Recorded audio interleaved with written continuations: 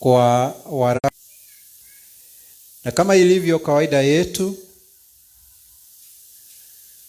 tunachukua kitabu, tunaanza katika neno la kwanza, mstari wa kwanza, aya kwa aya, mpaka tunamaliza sura. Tunaingia kwa sura inayofuatia, tukifululiza hadi sura ya mwisho. Na Jumapili iliyopita tuliweza kuanza sura ya 3 na tukaweza kujifunza mstari wake wa 2, tulipoona tukiambiwa ya kwamba tuangalie Yesu kwa makini ili tuweze kuiga mfano wake. Na tukaambiwa ya kwamba tukapewa mifano miwili ambayo tunafaa kuiga kutoka kwa Yesu Kristo. Tukaona ya kwamba tunafaa kumuiga kama mtume wa imani yetu, na pia kama kuhani mkuu wa imani yetu. Na tulipokuwa tukiangalia, tulisema ya kwamba mtume ni mtu ambaye anatumwa kutoka sehemu moja hadi sehemu ingine ili aweze kuwasilisha ujumbe. Na tukaona ya kwamba kupitia kwa Injili ya Yohana 3 sura ya 16 inayosema ya kwamba jinsi hii Mungu aliupenda ulimwengu akamtoa mwanaye wa pekee, ili yeyote atakayemwamini asipotee, bali apate uzima wa milele. Kwa hivyo tunaona Yesu alikuja hapa ulimwenguni na ujumbe wa ukombozi. Sababu tunaeleza ya kwamba tunaongea kuhusu Mungu moja ambaye ameamua kujidhihirisha kwetu wanadamu kama Baba, kama Mwana ambaye ni Yesu Kristo, na kama Roho Mtakatifu. Kwa hivyo wakati tunasema ya kwamba Yesu alitumwa, inamaanisha kwamba Mungu alikuja kwetu wanadamu na habari ya wokovu na ukombozi kama Yesu Kristo. Kwa hivyo jinsi ambavyo Yesu Kristo alikuja hapa ulimwenguni na habari ya wokovu na ukombozi, tunafaa pia kumuiga. Tutoke katika kutosheka kwa mahali ambapo tuko, twende kufikishia watu wale ambao hawajamjua Mungu, wale ambao hawajapata hii habari ya wokovu, waweze kuipokea. Pia tukaona ya kwamba kama kuhani mkuu tunafaa kuiga Yesu kama kuhani mkuu wa imani yetu. Na tulisoma tukaona kuhani mkuu yuko namna gani. Na tukasoma katika sura ya 2 mstari wa 17, tukaona ikielezewa ya kwamba Yesu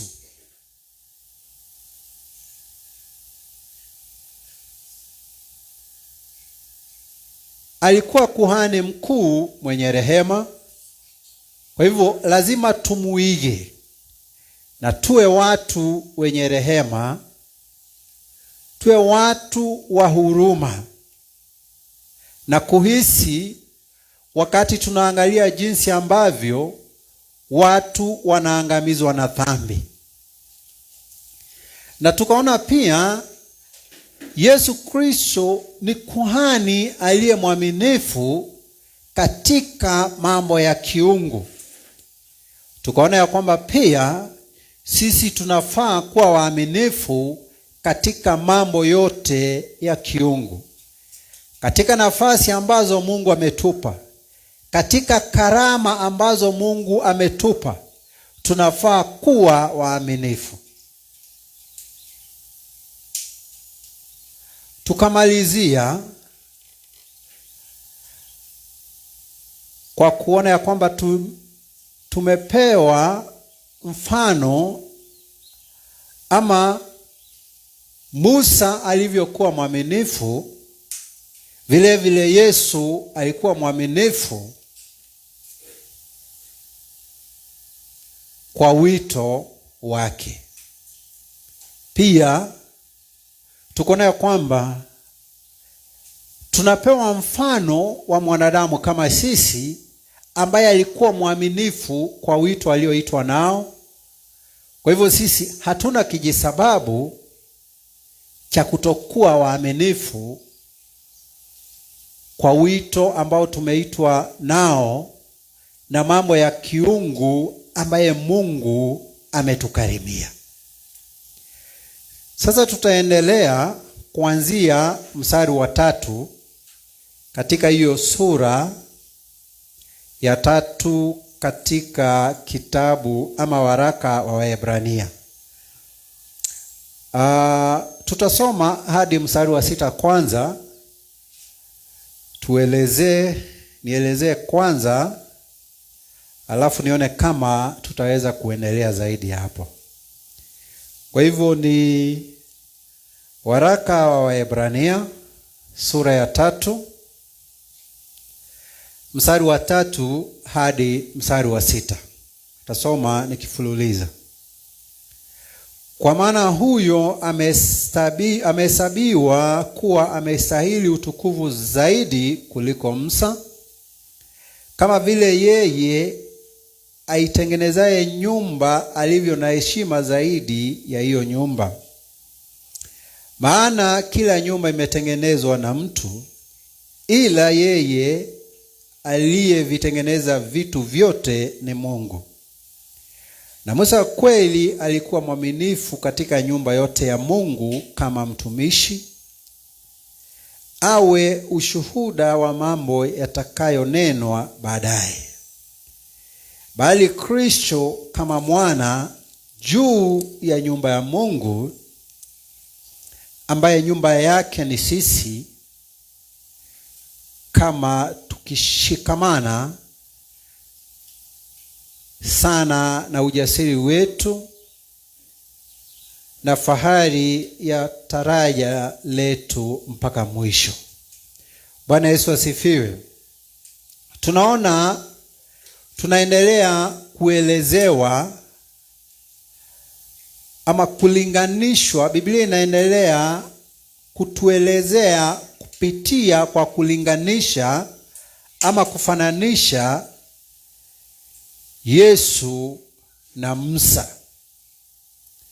Lakini kabla tuendelee, ningetaka kusema hivi.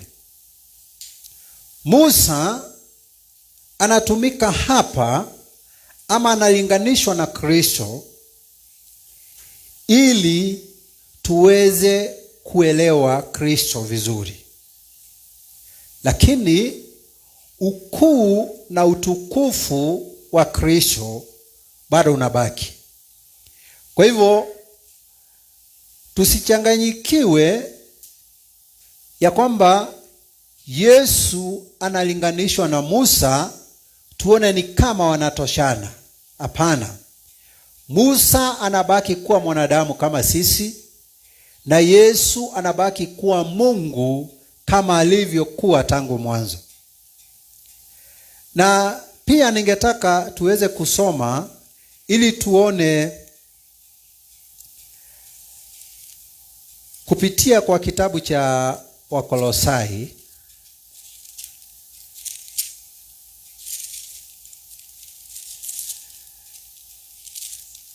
Kitabu cha Wakolosai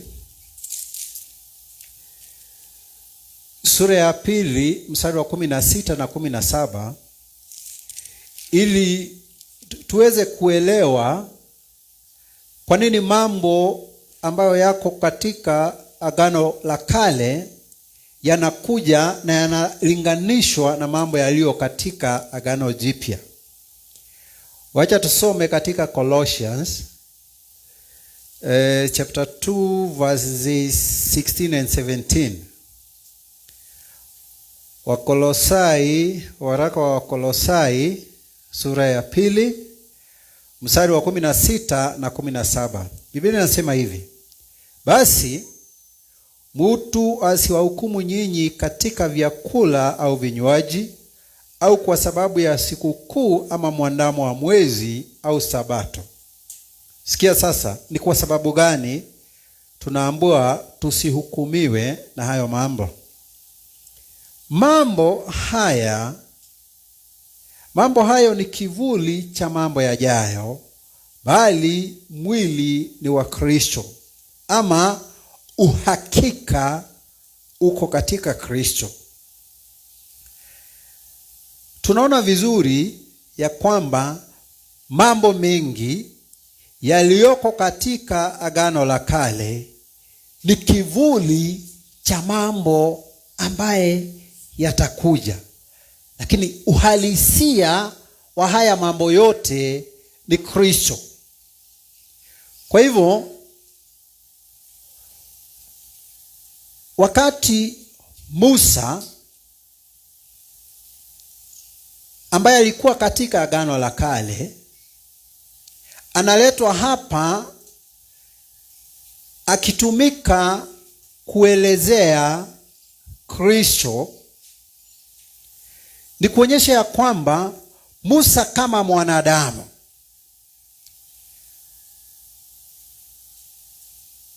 alivyokuwa katika Agano la Kale, mambo ambayo alisema na kufanya, tukiangalia kwa usaidizi wake Roho Mtakatifu, tutamuona Musa kama mfano wa Yesu Kristo, ama kivuli chake Yesu Kristo, ama mtu ambaye anatuelekeza kwa uhalisi wake Yesu Kristo. Na tunaona hapa, na tutaendelea tukiona kama maandiko. Na pia ni vizuri sababu katika hiki kitabu cha Ibrania tutaona mambo ambayo yalikuwa katika Agano la Kale, tukielezewa uhalisia wake katika hili Agano Jipya. Na ni kitabu kizuri sana cha watu ambao wanashika yale mambo ambaye wananufaisha katika Agano la Kale, wanayashikilia na wanapuuza mengine. Na naamini ya kwamba ule wakati tutakuwa tukimaliza kujifunza hiki kitabu, kama tutafuatana vizuri na tukubali kujiachilia kwa mwelekezo wake Roho Mtakatifu, mambo mengi ambaye tumeshikilia ya Agano la Kale, sheria nyingi ambazo matapeli na wakora wa kidini wanatumia kutoka kwa Agano la Kale, tutakuwa tumewekwa huru kutokana na hicho kifungo kwa jina la Yesu Kristo. Kwa hivyo tunaona tumeanza sasa kuelezewa,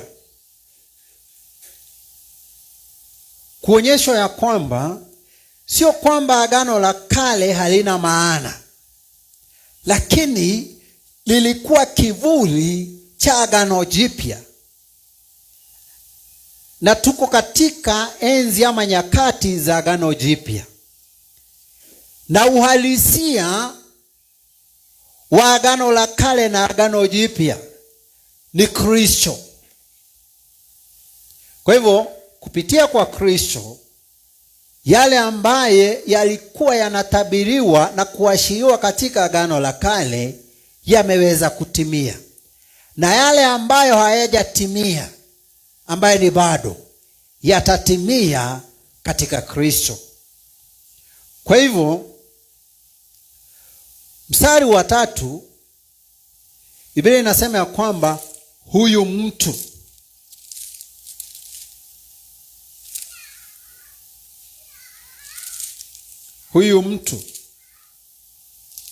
na huyu mtu ni nani?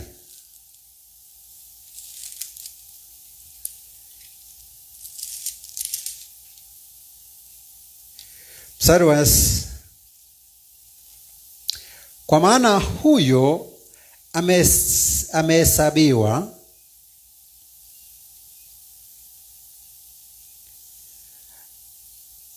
kuwa amestahili utukufu zaidi kuliko Musa. Unaona? Kwa hivyo Yesu Kristo, ambaye katika mstari wa 1 na wa 2 tumeambiwa ya kwamba ni mtume na kuhani mkuu wa imani yetu, ambaye tumeambiwa tumwangalie kwa makini ili tuweze kumuiga. Kwa hivyo mstari wa 3 unaendelea kuongea kuhusu Yesu Kristo. Kwa hivyo inamaanisha hivi: Yesu amehesabiwa kuwa amestahili utukufu zaidi kuliko Musa. Na nakumbuka hapa mbele kidogo nimesema ya kwamba Musa anatumika ili kuwe rahisi kwetu kuelewa Kristo, sababu Musa alikuwa mwanadamu kama sisi, na akitumika kuelezea Kristo itakuwa rahisi kwetu kuelewa. Lakini mstari wa 3 unaanza kwa kusema Yesu amehesabiwa kuwa anastahili utukufu zaidi kuliko Musa. Unaona? Kwa hivyo kama Biblia hapa inatumia mmoja wa watumishi wa Mungu kuelezea kuhusu Kristo, na inasema ya kwamba huyu mtu ambaye anatumika kuelezea Kristo haimfanyi kutoshana na Kristo katika mambo ya utukufu. Umeona? Na Mungu najua alijua mambo yote mpaka mwisho, tangu mwanzo. Alijua kwamba kuna wakati utafika watu pengine wakitumika na Mungu, ama wakijifanya tu wanatumika na Mungu kwa njia za kiutapeli na ukora, wataanza kujitoshanisha ama kuchukua nafasi ya Mungu. Na tunashuhudia sio mara moja ama mara mbili, tumeona watu wakijiita Kristo. Tumeona watu wakisema ya kwamba usipopitia kwake yeye binafsi hauwezi ona ufalme wa mbinguni. Na tunajua vyema ya kwamba Yesu Kristo pekee ndiye amenukuliwa kama njia ya kwenda kwa Mungu, akisema kwa maneno yake ya kwamba mimi ndimi njia, ukweli na uzima. Hakuna atakayefika kwa Baba yangu ila kupitia kwangu. Kwa hivyo wakati mtu anachukua hiyo nafasi ya kwamba hawezi enda kwake Mungu usipopitia kwa huyu mtu binafsi, ama inasemekana ya kwamba usipokuwa wa hii dini hauwezi enda kwa Mungu, ama usipokuwa wa hii dhehebu hauwezi enda kwa Mungu, tunafanya kinyume na maelezo ambayo tumeelezewa hapa katika mstari wa 3, ya kwamba licha ya Musa kutumika kama kivuli cha Kristo,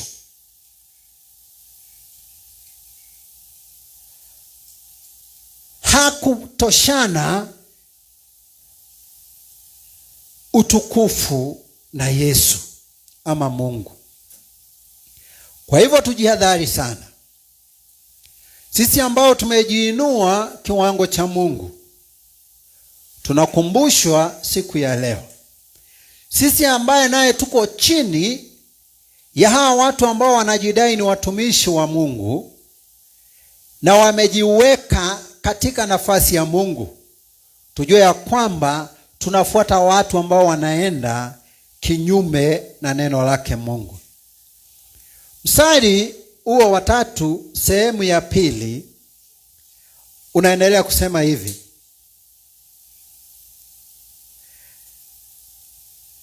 sasa ili tuweze kuelewa vizuri, unatumika mfano wa nyumba na mjenzi wa nyumba. Yaani inasema hivi: kama vile aitengenezaye nyumba alivyo na heshima zaidi ya hiyo nyumba. Umeona? Mtu ambaye anajenga nyumba,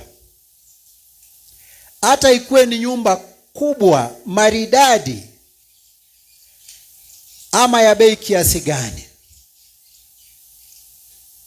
hiyo nyumba haiwezi kuwa na heshima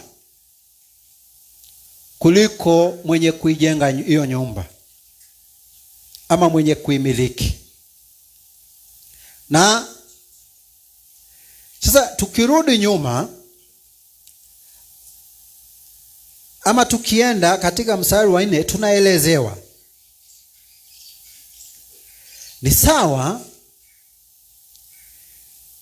nyumba ikishajengwa haiwi na heshima ama kutambuliwa sana kuliko mwenye kujenga hiyo nyumba. Tunaendelea kuambiwa katika mstari wa 4, maana kila nyumba inatengenezwa na mtu, si tunaona, ila yeye aliyevitengeneza vitu vyote ni Mungu. Unaona? Tunaelezewa, na tukienda hapa mbele tutaona ili jina nyumba likitumika katika muktadha tofauti, sio wa mjengo, lakini muktadha wa taifa la Israeli baada ama kutoka utumwani kuendelea. Tunaelezewa vizuri ya kwamba Musa ama Yesu alihesabika anastahili utukufu zaidi ya Musa. Kwa hivyo unaona, Musa ambaye amenachukuliwa kama mfano wa nyumba, naye venye tumeona mstari wa 4, Biblia ikisema ya kwamba kila nyumba inajengwa na mwanadamu ama na mtu, lakini anayejenga vitu vyote ni Mungu. Yaani mtu fulani, pengine tajiri fulani ama injinia fulani ama mtaalamu fulani amejenga nyumba,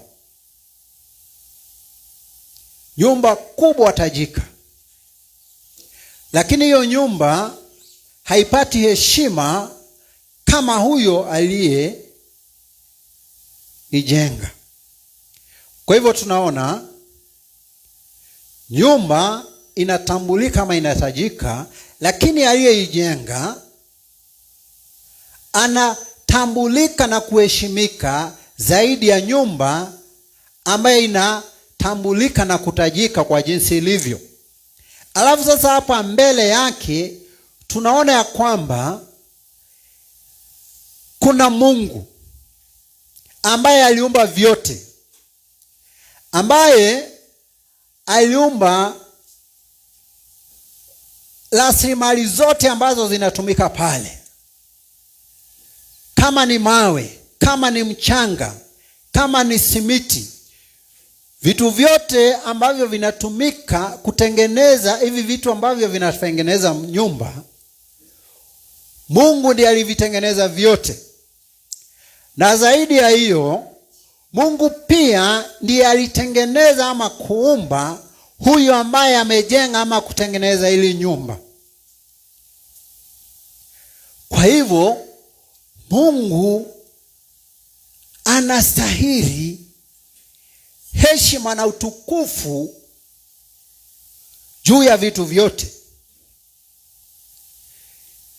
Sababu tunaona hapa mjengo unajengwa, unatajika na unafahamika.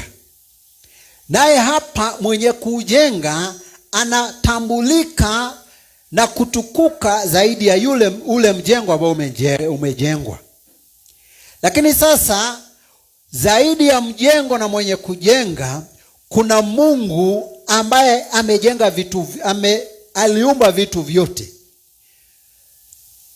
ambaye aliumba mwenye kujenga na akapeana uwezo na ufahamu na hekima na ujuzi, na pia ambaye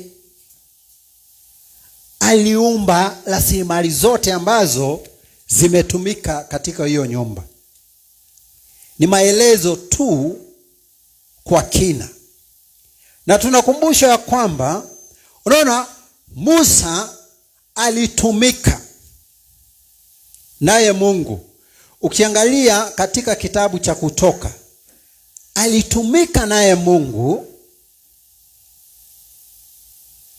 kuenda kukomboa Waisraeli walipokuwa utumwani Misri, na aende nao wakielekea nchi ya ahadi.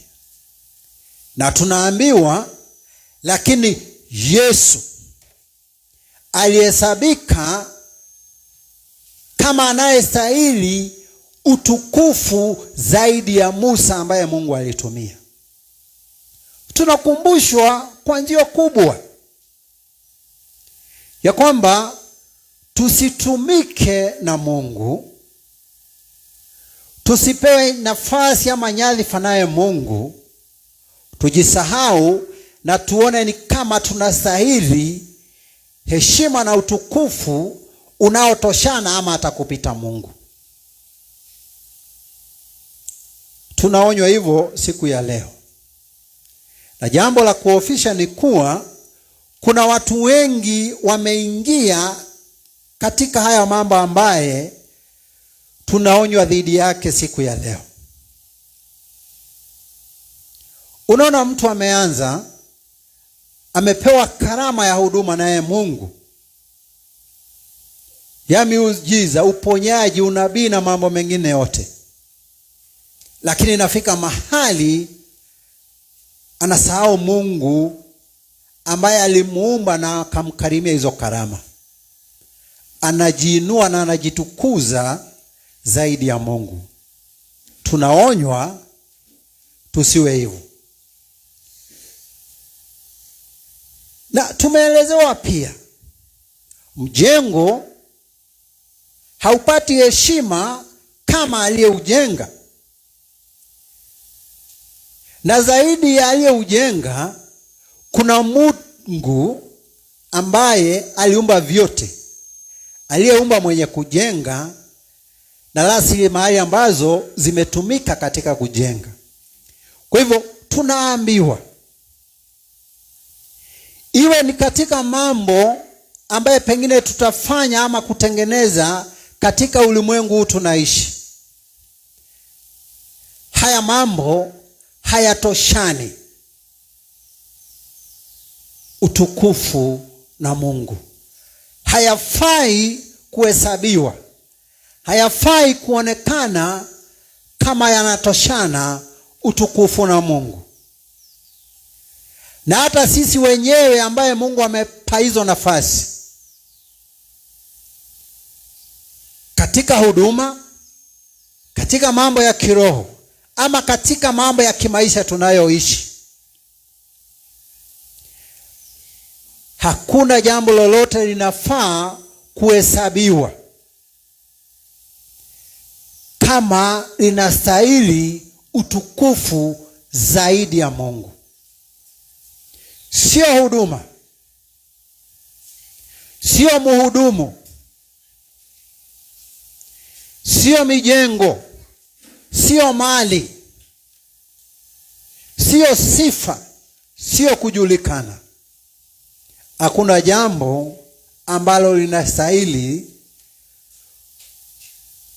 kuhesabika ama kuonekana kama linatoshana ama linastahili utukufu kama Mungu. Narudia tena, hakuna jambo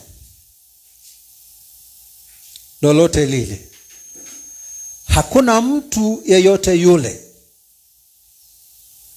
awe nani wala nani, anayefaa kuhesabika ama kuonekana ama kufikiriwa kama anastahili utukufu kama Mungu ama kuliko Mungu. Hiyo tumeona vizuri katika mstari wa 4. Tuone sasa Yesu akiendelea kulinganishwa na Musa kwa uaminifu wa Musa. Mstari wa 5 unasema hivi: na Musa kweli alikuwa mwaminifu katika nyumba yote ya Mungu kama mtumishi wa ushuhuda wa mambo yatakayonenwa baadaye. Unaona, katika huu mstari wa 5 tunaona Musa akielezewa kama aliyekuwa mwaminifu katika nyumba yote ya Mungu kama mtumishi, awe ushuhuda wa mambo yatakayonenwa baadaye. Inamaanisha nini? Na nimesema ya kwamba hapo nyumba yani kama mjengo imetumika kuelezea jinsi ambavyo Musa hakupata ama hakuhesabika kama anastahili utukufu kuliko Kristo ama kama yeye. Sasa hapa neno nyumba linatumika katika muktadha tofauti. Hebu nirudie mstari wa 5 ili tuone hapa neno nyumba linamaanisha nini. Na Musa kweli alikuwa mwaminifu katika nyumba yote ya Mungu kama mtumishi, awe ushuhuda wa mambo yatakayonenwa baadaye. Wakati Musa, kutoka wakati ambapo Musa aliitwa na Mungu akatumwa Misri, akakomboa Waisraeli na wakawa nao safarini kuelekea nchi ya ahadi, mpaka mahali alipokufa. Sababu Musa alitazama tu kwa macho nchi ya ahadi, lakini hakufika. Na tunajua ya kwamba hekalu ama nyumba ambayo Mungu alisema itajengwa na itanishe kwa jina lake, haiko imejengwa wakati Musa alikuwa bado ako hai. Sababu hekalu lilikuja kujengwa baadaye, baada ya Waisraeli kufika katika nchi ya ahadi. Miaka mingi baadaye ikakuja kujengwa naye Mfalme Suleiman. Musa wakati wake nyumba ya Mungu haikuwa imejengwa. Kwa hivyo ni dhahiri na ni wazi ya kwamba nyumba inayonenwa hapa sio mjengo, ila ni taifa la Israeli. Kutoka wakati gani? Kutoka wakati alienda kuwakomboa. Alitumwa kwake Farao awatoe kutoka nchi ya utumwa, akiwaelekeza katika nchi ya ahadi. Tunaweza sema hapa nyumba inamaanisha taifa la Israeli kutoka ukombozi wa utumwa nchini Misri, ama kwa kizungu post Egyptian slavery Israel. Taifa la Israeli lililokombolewa kutoka wakati wa kukombolewa kutoka utumwa nchini Misri kusonga mbele mpaka wakati Musa alipoaga. Na Biblia inasema hivi: Musa kweli alikuwa mwaminifu katika nyumba yote ya Mungu kama mtumishi. Sikia, hata hii nafaa, sehemu ya mwisho ya huu mstari wa 5 inatuelezea vizuri. Awe ushuhuda wa mambo yatakayonenwa baadaye. Si unaona? Ukisoma katika kitabu cha Kutoka, kitabu cha Walawi, kitabu cha Hesabu na katika kitabu cha Kumbukumbu la Torati, utapata ya kwamba Musa alikuwa anaambiwa na Mungu, enda uambie Wanaisraeli hivi. Ananenewa na Mungu, naye anaenda kwa wana wa Israeli, anawaambia, asema hivi Mungu, asema hivi Mungu. Hivi ndivyo anavyosema Mungu. Kwa hivyo Musa alikuwa anapewa maneno na Mungu na anakuwa mwaminifu. Anaenda kushuhudia ama kuelezea wana wa Israeli yale mambo ambaye ameelezewa naye Mungu. Anaambiwa mambo na Mungu, alafu anaenda kunenea Waisraeli baadaye. Ukisoma katika hivyo vitabu nimesema utapata ya kwamba Mungu anaambia Musa, enda uambie Waisraeli namna hii. Anapewa habari, naye akienda kwa Waisraeli anaanza anawapea habari, ama anawaambia hivi ndivyo asemavyo Bwana. Thus says the Lord. Uaminifu katika mambo ambaye yatanenwa baadaye. Jinsi ambavyo tuliona ya kwamba Yesu kama kuhani alikuwa mwaminifu katika wito alioitwa nao. Alikuwa mwaminifu katika mambo ya kiungu. Vile vile Musa akawa mtumishi mwaminifu katika nyumba ya Israeli, katika taifa la Israeli, kutoka wakati wa kuitwa mpaka wakati wa kupumzika kwake. Na hapa ningetaka usisahau ya kwamba tumeona Musa alikuwa mwaminifu jinsi ambavyo Yesu alikuwa mwaminifu. Lakini kuna tofauti kidogo hapa. Anaitwa mtumishi. Alikuwa mwaminifu kama mtumishi. Lakini sasa katika mstari wa 3 tutaona tofauti. Sikia. Bali Kristo kama mwana. Unaona? Kama mwana. Sababu mstari wa 4 unaongea Musa akiwa mtumishi mwaminifu katika nyumba ya Israeli.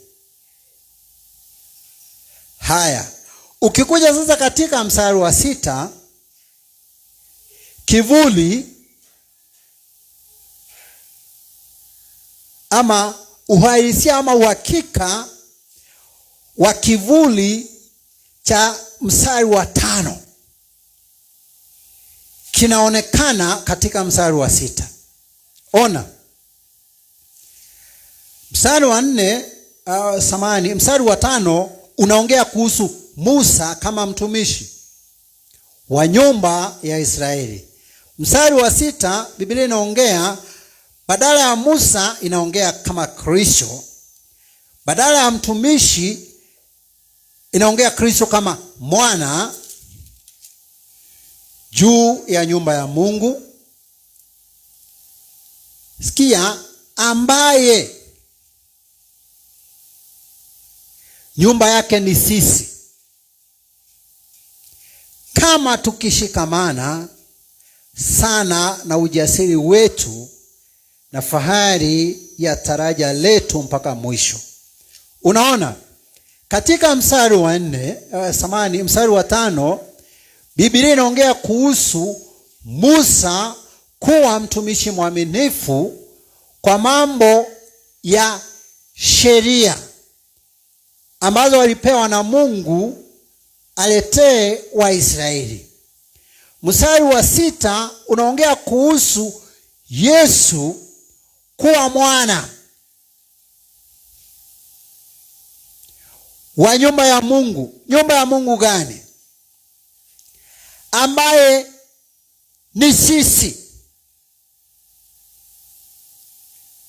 kama tukishikamana na ujasiri wetu na fahari ya taraja letu mpaka mwisho.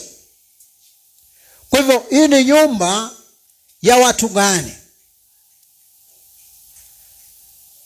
Ambao ni sisi.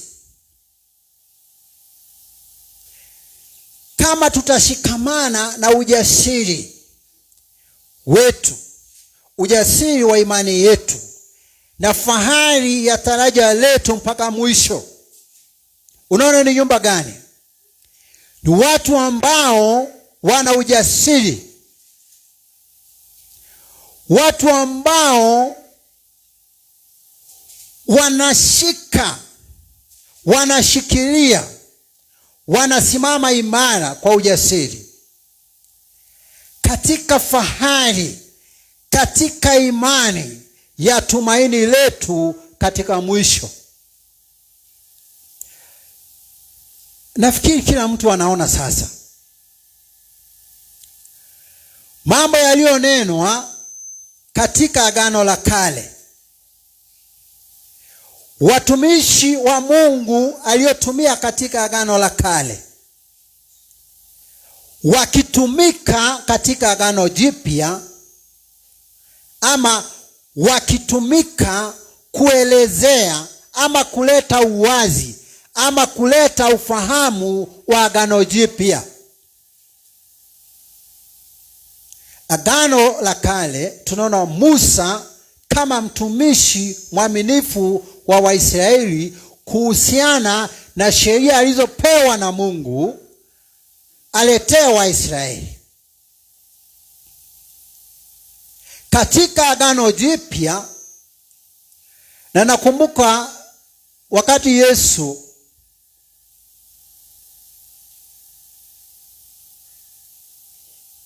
alikuwa na shiriki mkate na divai kabla ya kufa kwake pamoja na wanafunzi wake. Sijui kama ni, sikumbuki vyema kama ni katika Injili ya Yohana ama ni Injili gani. Aliwaambia kwamba hiki kikombe ni damu yangu inayotimiza Agano Jipya. Unaona? Kwa hivyo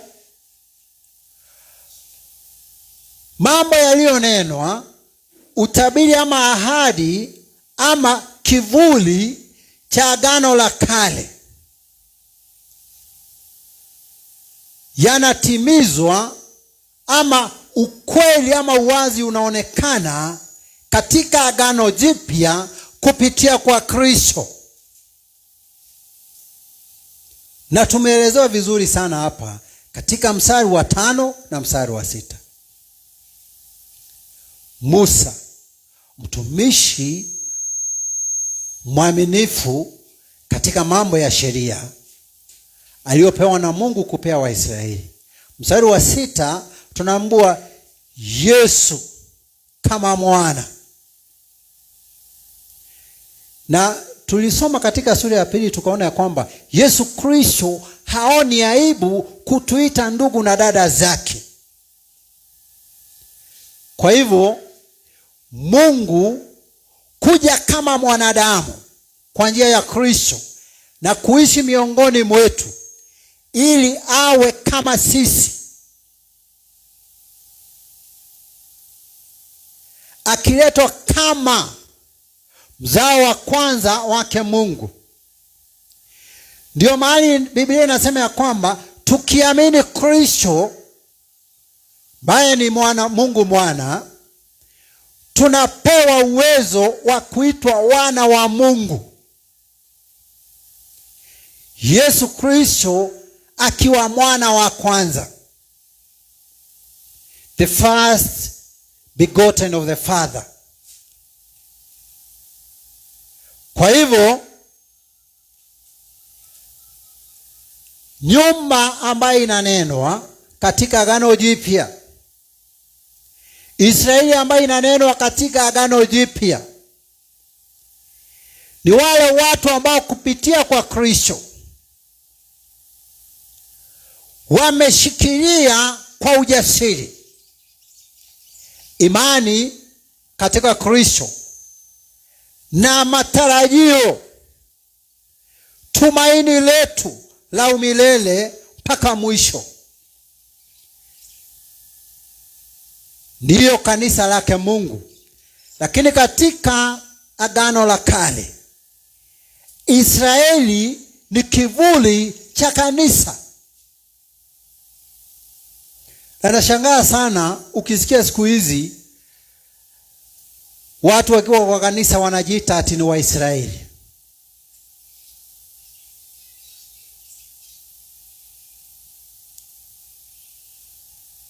Katika nyumba ya Mungu,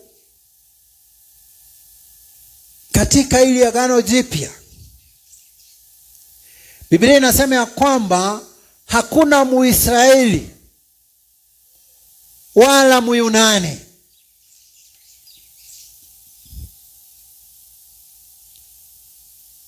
wote ni sawa katika Kristo. There is neither Greek nor Jew. Sisi wote ni wamoja katika Kristo.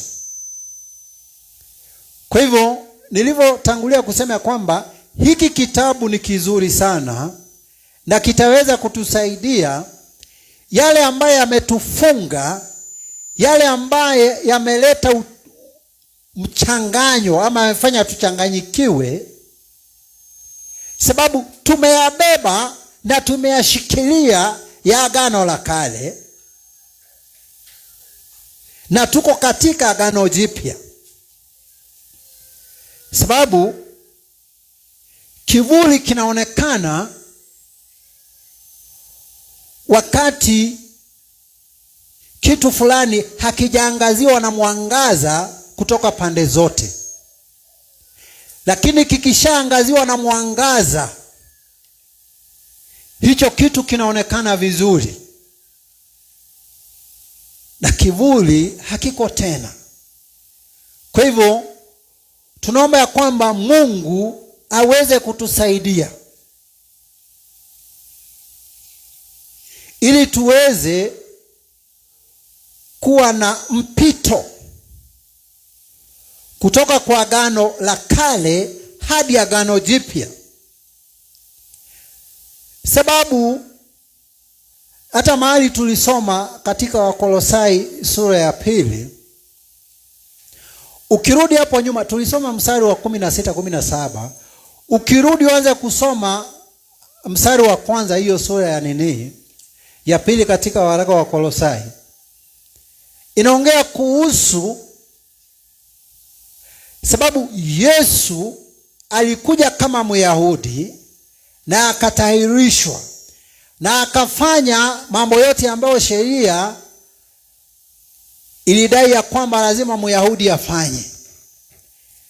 Sasa sisi ambao